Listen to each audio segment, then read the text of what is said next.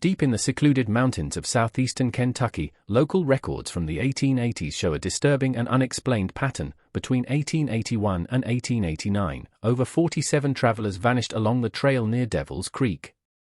During this same period, the Harland family, who owned a small farm with very few cattle, inexplicably became the region's largest meat supplier.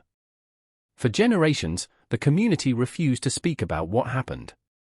However, recently uncovered letters and testimonies have revealed a horrifying truth.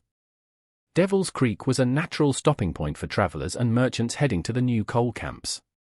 The Harland family, brothers Ezekiel, Caleb, and Samuel, lived on a homestead at the valley's entrance. They were known as skilled butchers whose high-quality cured meats were in high demand. A local store owner, Thomas Whitfield, grew suspicious. He noticed that wealthy travelers who stopped to do business with the Harlands often disappeared shortly afterward, yet their valuables were never stolen. The Harlands' operation was massive, but their livestock herd never grew.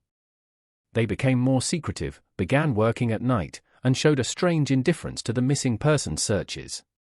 Driven by fear and suspicion, Thomas began secretly observing the Harland property. He witnessed the unimaginable: the brothers were murdering travelers. He saw them lure a wealthy merchant named Marcus Donovan into a hidden processing building, kill him, and then methodically butcher his body with professional precision. They processed the human remains into meat products to be sold, dissolved the bones in chemical solutions, and disposed of all evidence. Thomas realized the Harlands had been doing this for years, their successful business built on the remains of their victims. He was trapped, knowing that exposing them would put his own family at risk. The crisis point arrived with U.S. Marshal William Patterson, who came to investigate the disappearances. Knowing the marshal would be the Harlands' next target, Thomas confided in him. Despite initial skepticism, the marshal was convinced by Thomas's detailed journal and agreed to investigate. The next day, Marshal Patterson went to the Harland farm.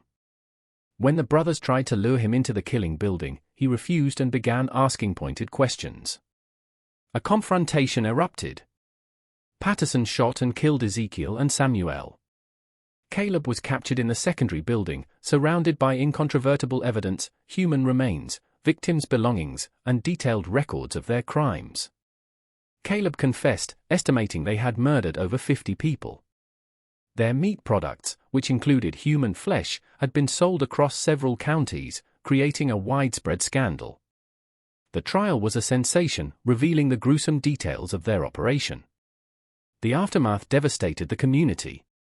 Caleb was convicted but died in jail before his execution.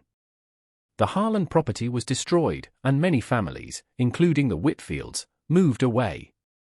The case left a permanent scar on the region, serving as a dark lesson on how evil can hide in plain sight, exploiting isolation and trust.